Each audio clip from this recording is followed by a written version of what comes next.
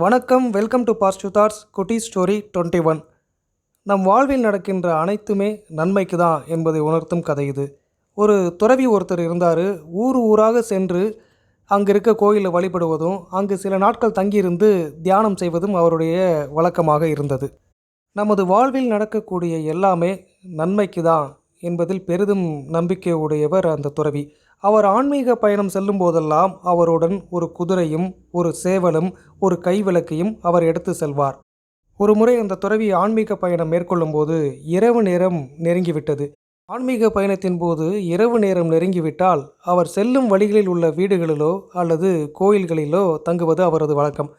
அந்த கிராமத்தில் உள்ள வீடுகளில் அவர் கேட்க, அந்த ஊர் மக்கள், ஐயா, நீங்கள் யாருன்னே எங்களுக்கு தெரியல, உங்களுக்கு நாங்கள் உணவளிக்கிறோம், ஆனால் எப்படி ஐயா முன்ன பின்ன தெரியாதவங்களை எங்கள் வீட்டில் தங்க வைக்கிறதுன்னு அவங்க ரொம்பவே தயங்குறாங்க. அதற்கு அந்த துறவி, நீங்கள் எனக்கு உணவளிப்பேன் என்று கூறியதற்கு நன்றி, நான் எதுவும் தவறாக எடுத்துக்கொள்ளவில்லை, எல்லாம் நன்மைக்கு தான் என்று சொல்லிவிட்டு அங்கிருந்து குதிரை அழைத்து கொண்டு நடந்து செல்கிறார். போகிற வழியில் ஒரு காட்டு பகுதியில் இருக்க ஒரு மரத்தடி நிழலில் ஓய்வெடுக்கிறாரு. இரவு நேரம் தூங்கிடுறாரு. திடீர்னு கண் விழித்து பார்க்குறாரு, அவருடைய குதிரையை காணும். குதிரையை காணவில்லையே, இங்கே எங்கே இருக்கும் அப்படின்னு விளக்கை ஏற்ற முயற்சி பண்ணுறாரு. காற்று பலமாக அடிப்பதினால் பல முறை முயற்சி பண்ணியும் அவருடைய விளக்கை அவரால் ஏற்ற முடியல. எத்தனை முறை ஏற்றினாலும் அணைந்து விடுகிறது.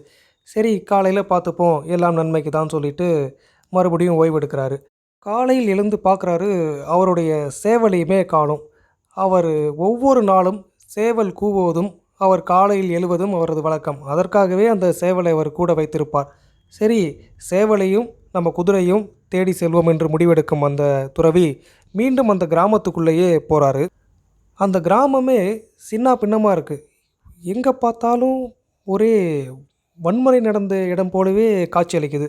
அங்கே இருக்க ஒரு நபரை கூப்பிட்டு, என்ன ஆச்சு, ஏன் இந்த கிராமம் இந்த மாரி இருக்குன்னு கேட்க, நீங்கள் நேற்று வந்த துறவி தானே ஐயா அப்படின்னு அவர் கேட்குறாரு. ஆமாம், நீங்கள் எங்கே தங்கியிருந்தீங்கன்னு கேட்க, நான் போகிற வழியில் ஒரு காட்டுப்பகுதியில் ஒரு மரத்தடி நிழலில் ஓய்வு எடுத்துட்டேன்.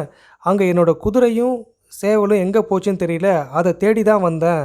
இங்கே என்ன ஆச்சு அப்படின்னு கேட்குறாரு. அதற்கு அந்த நபர், இங்கே நேற்று இரவு பெரிய கொள்ளையர் கூட்டமே வந்துட்டு இங்கே இருக்க சில வீடுகளெல்லாம் கொளுத்திட்டாங்க. அது மட்டும் இல்லாமல் அந்த வீடை எரிய விட்டது மட்டும் இல்லாமல் அங்கே இருந்த பல பொருட்களை கொள்ளையடிச்சிட்டு போயிட்டாங்க. இங்கே உள்ள மக்களையும் அடித்து துன்புறுத்திட்டாங்க. நல்ல வேளை நீங்கள் தப்பிச்சிங்க அப்படின்னு சொல்லிட்டு அந்த நபர் போகிறாரு. அதன் பிறகு தான் அந்த துறவிக்கு ஒரு விஷயம் புரிய வருது. அந்த குதிரை சேவல் பக்கத்து கிராமத்தில் நடக்கிற சத்தத்தை கேட்டு தான் இரண்டும் ஓடி இருக்கு. ஒருவேளை அந்த குதிரையும் சேவலும் நம்மிடமே இருந்திருந்தா அதுங்க சத்தம் கேட்டு கொள்ளையர்கள் நம்மளையும் தாக்கியிருப்பாங்க. நம்ம அந்த விளக்கை ஏற்ற முயற்சித்தோம்.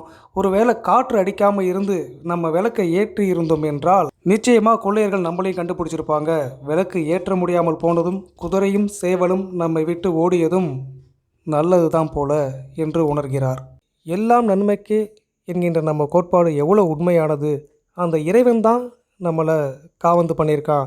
இந்த ஊர் மக்களையும் அந்த இறைவன் தான் காப்பாற்றணும் என்று இறைவனை வேண்டிக் கொண்டு தன்னுடைய குதிரையும் சேவலும் நிச்சயம் கிடைக்கும் என்ற நம்பிக்கையுடன் அங்கிருந்து புறப்படுகிறார்.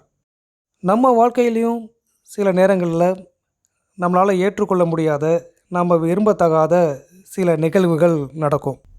அவை எல்லாம் நன்மைக்கு தான் என்ற எண்ணத்தோடு நமது குறிக்கோளை நோக்கி தன்னம்பிக்கையுடன் முயற்சி செய்தால் நிச்சயமாக வெற்றி அடைய முடியும். இந்த கதை பிடிச்சிருந்தா ஒரு லைக் பண்ணுங்கள், உங்கள் ஃப்ரெண்ட்ஸுக்கு ஷேர் பண்ணுங்கள். இது வரைக்கும் நம்ம சேனலை சப்ஸ்கிரைப் பண்ணாதவங்க சப்ஸ்கிரைப் பண்ணுங்கள், சப்போர்ட் பண்ணுங்கள். மீண்டும் சந்திப்போம். நன்றி.